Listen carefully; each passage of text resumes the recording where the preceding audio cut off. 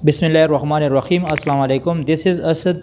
Differential equation lecture series में आज हम homogeneous differential equation with constant coefficients पे अदर प्रॉब्लम सॉल्व करेंगे, लेकिन इसको कहा जाएगा इनिशियल वैल्यूज़ प्रॉब्लम्स। अभी तक जो इससे प्रीवियस लेक्चर में मैं जो डिफरेंशियल इक्वेशंस की सलूशन फाइंड कर चुका हूँ होमोजीनियस डिफरेंशियल इक्वेशंस की, वो हमारे पास अभी तक जो मैं डिफरेंशियल इक्वेशंस की सलूशन कर चुका हूँ होमोजीनियस डिफरेंशियल इक्वेशंस की, इससे प्रीवियस लेक्चर में मैंने की थी, वो हमारे पास था जनरल सलूशंस। अब हम पार्टिकुलर सलूशंस फाइंड कर देंगे, तो इसको कहते हैं second order homogeneous differential equations. ठीक है, इसकी सलूशन मैं किस तरह करूँगा मैं आपको कह चुका हूँ कि इसको हम इस तरह भी लिख सकते हैं। इसको मैं इस तरह लिख सकता हूँ d square y by d x square plus 16y is equal to 0। तो लेमडा की जगह मैं क्या लिख दूंगा, लेमडा की जगह मैं लिख दूंगा डी बाई डी एक्स की जगह मैं लिख दूंगा लेमडा, और D square by d x square की जगह मैं लिख दूंगा लेमडा स्क्वायर। तो ये जो D square by d x square है, इसकी जगह मैं लेमडा स्क्वायर लिख दूंगा। मैंने लेमडा स्क्वायर लिख दिया, lambda square y plus 16y is equal to 0। अब यहाँ से y कामन लो, y मैंने कामन लिया, तो lambda square plus 16 is equal to 0 आ जाएगा। तो मैं आपको कह चुका हूँ कि इसको हम 0 रख सकते हैं, तो मैं लिख दूँगा lambda square plus 16 is equal to 0। ठीक है, तो ये हमारे पास आ जाएगा lambda square is equal to -16। ठीक है, बोथ साइड्स अंडर रूट लो, -16 अंडर रूट, तो लेमडा की वैल्यू आ जाएगी ±4 आयोटा। क्या आ जाएगी? ±4 आयोटा। ठीक है, तो एक दफ़ा मैं लिख सकता हूँ +4 आयोटा और दूसरी दफ़ा मैं लिख सकता हूँ -4 आयोटा। ठीक है, अब यहाँ पे देखिए, इसमें सिर्फ इमेजिनरी पार्ट आ चुका है, तो इसका सलूशन मैं इस तरह लिख सकता हूँ, मैं लिख सकता हूँ y is equal to e raise to power alpha x cos C1 cos beta x plus C2 sine beta x। ठीक है, अब क्वेश्चन ये है कि यहाँ पे देखो, यहाँ हमें गिवन है -4 आयोटा। ठीक है, तो मैं इसको लिख सकता हूँ इस तरह, लेमडा 1 को मैं लिख सकता हूँ इस तरह 0 + 4 आयोटा, 0 + 4 आयोटा। ठीक है, और जनरली मैं सर लिख सकता हूँ अल्फ़ा प्लस बीटा आयोटा। मेरे कहने का मतलब ये है कि यहाँ अल्फ़ा की जगह अब मैं 0 पुट करूँगा, क्योंकि इसमें रियल पार्ट नहीं है और इमेजिनरी पार्ट क्या है, 4 आयोटा है। तो इसी इक्वेशन में अल्फ़ा की जगह इसी केस में हम 0 पुट कर देंगे, तो ये क्या आ जाएगा e raise to power 0.x cos C1 cos beta की जगह लिख दो 4x plus C2 sine 4x। ठीक है, तो ये बन जाएगा y is equal to C1 cos 4x plus C2 sine 4x। ये हमारे पास है इसकी जनरल सलूशन। इसको क्या कहते हैं? जनरल सलूशन कहते हैं। अब मुझे पार्टिकुलर सलूशन चाहिए। पार्टिकुलर सलूशन का मतलब ये है कि मैं C1 और C2 पॉइंट करूँगा। C1 और C2 हमारे पास एक जनरल टर्म है। तो जब मैं C1 और C2 की वैल्यूज़ फाइंड करूँगा वो मैं यहाँ पे पुट कर दूँगा, उसको कहा जाएगा पार्टिकुलर सोल्यूशन। लेकिन C1 C2 में कैसे फाइंड करूँगा? C1 और C2 के लिए मुझे कंडीशन गिवन है। C1 और C2 के लिए हमें क्या गिवन है? कंडीशन गिवन है। कंडीशन क्या गिवन है? कंडीशन ये गिवन है कि y of 0 is equal to 2 and y dash of 0 is equal to 0। ये कंडीशन हमें गिवन है। तो यहाँ पे देखो y डैश ऑफ 0 का मतलब ये है, ये जो हमने y फाइंड की है इसकी मैं डेरिवेटिव्स लूँगा। मैं क्या लूँगा? डेरिवेटिव लूँगा। यहाँ पे देखो y ऑफ 0 का मतलब ये है कि यहाँ आप लोग y की जगह 2 पुट करोगे और x की जगह 0 पुट करोगे। इस इक्वेशन में x की जगह 0 पुट करना है और y की जगह क्या पुट करना है? 2 पुट करना है। तो इसको इनिशियल कंडीशन कहा जाएगा। अब देखिए यहाँ इस y की जगह मैंने 2 पुट किया, C1 cos 4 into 0 plus C2 sine 4 into 0। तो ये याद रखना है कि cos 0 1 की इक्वल होता है। cos 0 is equal to 1 and sine 0 is equal to 0। तो ये क्या हो जाएगा? ये बन जाएगा C1 cross 1 plus C2 cross 0। तो C1 हमारे पास आ जाएगा 2। C1 तो मैंने फाइंड की, यहाँ C1 की जगह मैं 2 पुट करूँगा। लेकिन C2 में कैसे फाइंड करूँगा?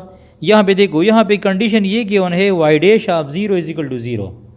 तो y डैश ऑफ 0 का मतलब ये है कि ये जो मैंने सोल्यूशन निकाला है इस सोल्यूशन को सबसे पहले एक दफ़ा डिफरेंशिएट करो विद रिस्पेक्ट टू x। तो अब यहाँ पे देखो मैं इसका डेरिवेटिव्स लूँगा, तो ये बन जाएगा y डैश। जब मैं इसका डेरिवेटिव लूँगा इससे y डैश बन जाएगा। C1 तो कांस्टेंट है, ये याद रखना है कि cos का डेरिवेटिव क्या होता है? cos का डेरिवेटिव होगा माइनस साइन 4x, ठीक है, प्लस C2 इस साइन, अच्छा इसका अगेन डेरिवेटिव जब हम लेंगे 4x का तो वो 4 आएगा, वो मैं यहाँ लिख दूँगा। और साइन 4x का बन जाएगा cos 4x और अगेन आ जाएगा 4। अब इसमें यहाँ पे ये कंडीशन अप्लाई करो, y की जगह भी 0, y डैश की जगह भी 0 पुट करो और x की जगह भी 0 पुट करो। तो ये हो जाएगा 0, 4C1 sine 0 sine 4 into 0 plus C2 cos x into cos 0 into 4। तो cos 0 1 की इक्वल है, यहाँ बच जाएगा 0, ये भी 0 हो जाएगा और ये 4C2 हो जाएगा। तो ये जब आप डिवाइड करोगे तो C2 हमारे पास क्या हो जाएगा? 0 आ जाएगा। 1 और C2 को यहाँ पे पुट करोगे तो y क्या बन जाएगा? C1 क्या आ चुका है? C1 2 आ चुका है, तो ये आ जाएगा 2 cos 4x और C2 हमारे पास 0 है, तो ये हमारा रिक्वायर्ड आंसर आएगा। इसको कहा जाएगा पार्टिकुलर सोल्यूशन और इसको जनरल सोल्यूशन कहा जाएगा। नेक्स्ट प्रॉब्लम्स को देख लो। अच्छा इस प्रॉब्लम्स को देख लो, यहाँ पे लिखा है x double dot minus 0.01 x is equal to 0। तो x डबल डॉट का मतलब ये है कि इसमें x अब डिपेंडेंट वेरिएबल है। x क्या है? डिपेंडेंट वेरिएबल है। और अगर इसमें y इंडिपेंडेंट हो तो ये इस तरह भी आ सकता है, d square x by d y square minus 0.01 x is equal to 0। और इसको आप लोग इस तरह भी लिख सकते हैं, d square x by d t square, अगर इसमें t जो है इंडिपेंडेंट वेरिएबल हो 0.01 x इज इक्वल टू 0। तो अब इसमें d बाई डी टी की जगह लैम्डा लिख दो, एन टू d square by d t square की जगह लैम्डा स्क्वायर लिख दो, ठीक है। तो यहाँ पे क्या जाएगा? इस टर्म्स की जगह ये जो टर्म्स है इसकी जगह मैं लैम्डा स्क्वायर लिख दूँगा, lambda square x 0.01 x is equal to 0। तो इससे x कामन लो, तो x जब कामन लोगे तो क्या जाएगा, lambda square 0.01 is equal to 0। फिर मैं लिख दूंगा lambda square 0.01 is equal to 0। अब ये जो 0.01 है इसकी जगह मैं लिख सकता हूँ 0.1 होल स्क्वायर। क्या लिख सकता हूँ, 0.1 होल स्क्वायर। क्यों लिख सकता हूँ, इसलिए कि अगर आप 0.1 को मल्टीप्लाइड करोगे 0.1 के साथ तो इससे आ जाएगा 0.01, इससे क्या आ जाएगा, 0.01 आ जाएगा। ठीक है, तो अब ये देखो, ये हमारे पास a square minus b square formula बन गया। तो a square minus b square किस तरह है, मैं इसको एक दफ़ा प्लस में लिख सकता हूँ, एक दफ़ा माइनस में लिख सकता हूँ। तो मैं लिख दूंगा lambda 0.1 into lambda plus 0.1 is equal to 0। तो अब ये क्या आ जाएगा, ये हमारे पास आ जाएगा lambda minus 0.1 is equal to 0 और lambda plus 0.1 is equal to 0। तो यहाँ लैम्डा की वैल्यू हुई 0.1 और यहाँ लैम्डा की वैल्यू आ चुकी है माइनस 0.1। तो अब ये देखो 0.1 और ये 0.1 है, ये माइनस 0.1 है।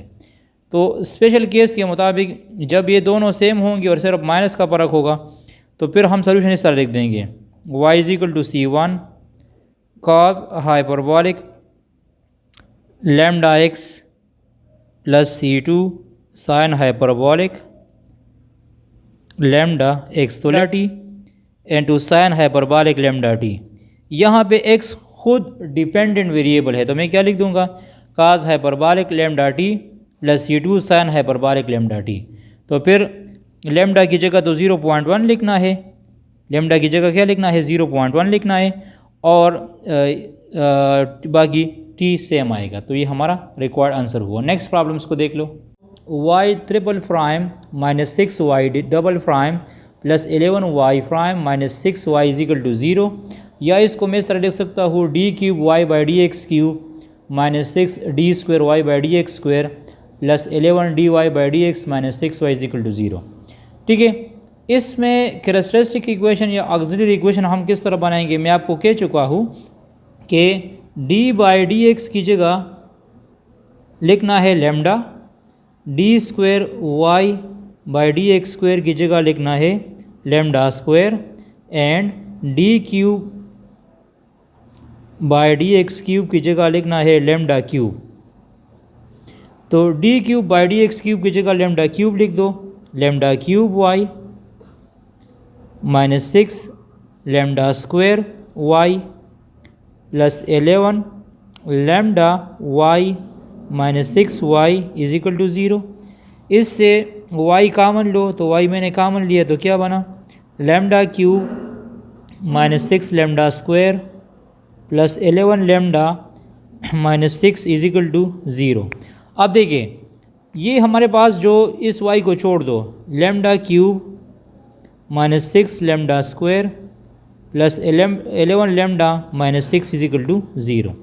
अब यहाँ पे देखिए इससे पहले जो मैंने सॉल्व किया था वो तो सिंपल लैम्डा स्क्वायर में था, क्वाड्रेटिक इक्वेशन में था, तो उसको हम मतलब बाय फैक्टराइजेशन या कंप्लीटिंग स्क्वायर या ए स्क्वायर माइनस बी स्क्वायर फार्मूले से सॉल्व करते थे।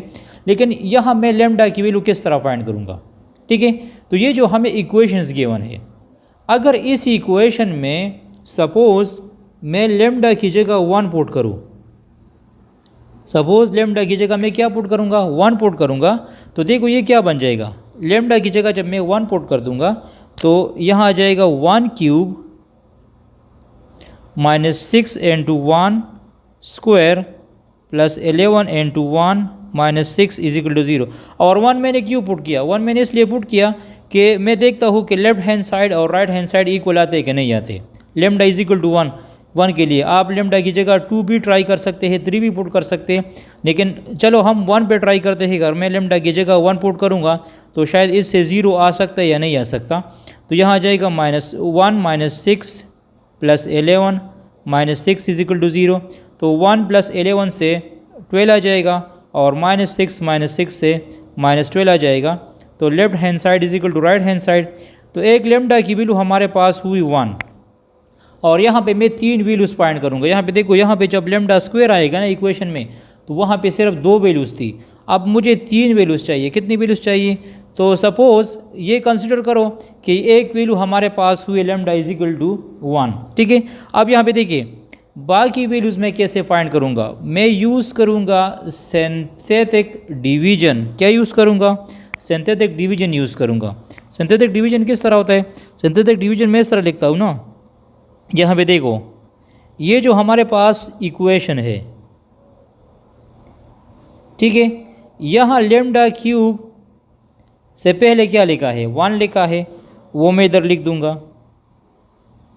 फिर क्या है? -6 है, वो मैं इधर लिख दूंगा। फिर क्या है? 11 है और -6 है। और लेमडा इज इक्वल टू 1 तो मैं यहाँ पे पॉइंट कर चुका हूँ, वो मुझे यहाँ पे लिखना है, ठीक है। अब देखो, यहाँ पे जो भी नंबर आएगा उसको आपने सेम टू सेम यहाँ पे लिखना है। अगर यहाँ पे 2 हो तो यहाँ मैं 2 लिख दूंगा, यहाँ पे 3 है तो मैं यहाँ पे 3 लिख दूंगा, ठीक है। इस 1 को इस 1 के साथ मल्टीप्लाइड करो, 1 1 जा 1 आ जाएगा, वो मैं यहाँ पे लिख दूंगा। -6 + 1 से आ जाएगा 5, -6 + 1 से क्या आ जाएगा? 5 आ जाएगा। फिर इस 5 को 1 के साथ मल्टीप्लाइड करो, 5 1 जा 5 आ जाएगा, यहाँ पे +6 आ जाएगा, सॉरी यहाँ पे -5 आ जाएगा, यहाँ पे भी माइनस होगा। और इस 6 को 1 के साथ मल्टीप्लाइड करो तो 6 आ जाएगा। तो लास्ट टर्म हमारे पास क्या हुआ? 0 हुआ, ठीक है। अब यहाँ पे देखो, यहाँ पे 3 टर्म्स हमारे पास रह चुके हैं, एक 1 है, एक -5 है और एक 6 है। तो इसको मैं इस तरह लिख सकता हूँ, इस 1 -5 और 6 को मैं इस तरह लिख सकता हूँ, lambda square -5 lambda + 6 is equal to 0, ठीक है। इसको किस तरह लिखना है? लेमडा स्क्वायर, यहाँ 1 के साथ लेमडा स्क्वायर लिखना है, -5 के साथ लेमडा लिख दो और +6 इज इक्वल टू 0। अब मुझे इसकी सोल्यूशन करनी है, इससे मैं लेमडा की वैल्यूज फाइंड कर सकता हूँ। तो मैं इसकी फैक्टराइजेशन करूँगा। क्या करूँगा? फैक्टराइजेशन। तो 2 3 जा 6 आता है ना, तो ये बन जाएगा -3 lambda -2 lambda + 6 is equal to 0। तो यहाँ लेमडा कामन लो तो लेमडा -3 आ जाएगा, और यहाँ -2 कामन लो तो लेमडा -3 आ जाएगा। तो ये हो जाएगा lambda -2 × lambda -3 is equal to 0। तो lambda is equal to 2 and lambda is equal to 3। यहाँ पे देखो, एक लेमडा की वैल्यू ये है, लेमडा 1 की वैल्यू है हमारे पास 1, लेमडा 2 की वैल्यू है हमारे पास 2 और लेमडा 3 की वैल्यू है हमारे पास 3।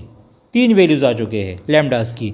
तो और तीनों वैल्यूज़ जो है एक दूसरे से डिफरेंट है, तीनों वैल्यूज़ एक दूसरे से डिफरेंट है। तो इसका सोल्यूशन मैं इस तरह लिख दूंगा, y is equal to c1 e⁻ lambda 1x + c2 e⁻ lambda 2x + c3 e⁻ lambda 3x। तो यहाँ पे देखो, c1 लेमडा 1 की जगह 1.x लिख दो, c2 2x और c3 e⁻3x। ये हमारा फाइनल आंसर होगा। इसमें ये है ना कि क्वेश्चन ये है कि चलो आप लोगों ने तो ऑक्सिलरी इक्वेशन बना दी, लेकिन यहाँ लेमडा की वैल्यूज़ किस तरह फाइंड करनी है? जितना इसका पावर ज़्यादा होगा उतना उसके रूट्स ज़्यादा होंगे। यहाँ पे पावर 3 है तो यहाँ 3 वैल्यूज़ आ चुकी है, लेमडा 1 लेमडा 2 लेमडा 3 वैल्यूज़ आ चुकी है। तो क्वेश्चन ये है कि मैं इसको कैसे सॉल्व करूँगा? तो इसको हम सिंथेटिक डिवीजन से कर सकते हैं। मैं इसकी रिवीजन दोबारा करता हूँ। यहाँ पे इसको कैसे लिखना है? ये जो हमारे पास इक्वेशन है इसके कोएफिशिएंट क्या है? 1 -6 11 और 6 है, वो मैंने यहाँ पे लिख दिए। यहाँ पे जो भी नंबर आएगा उसको सेम टू सेम यहाँ पे लिखना है।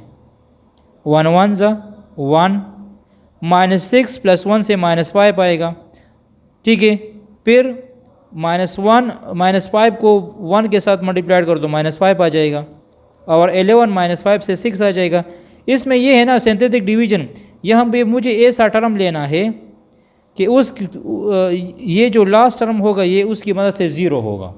अगर यहाँ पे ये 0 ना हुआ तो फिर आपका सिंथेटिक डिवीजन ठीक नहीं होगा। फिर यहाँ आप 1 की जगह -1 ले सकते हैं, 2 ले सकते हैं, कोई और टर्म ले सकते हैं। ऐसा टर्म लेना है कि फिर यहाँ पे हमारे पास एंड में क्या आ जाए, ज़ीरो आ जाए। अब नेक्स्ट प्रॉब्लम्स को देख लो।